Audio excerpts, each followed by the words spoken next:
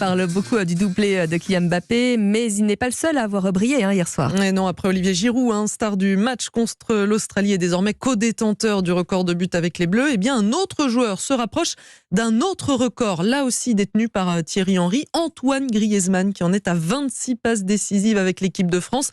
Un retour en forme pour le numéro 7 qui a conclu, Thibaut Hue, son interview en sortie de terrain par une petite phrase qui n'est pas passée inaperçue. Oui, juste après le coup de sifflet final, Antoine Griezmann a pris le temps de répondre à quelques questions et juste avant de rentrer au vestiaire, il a lâché « Vive la France et vive la République ».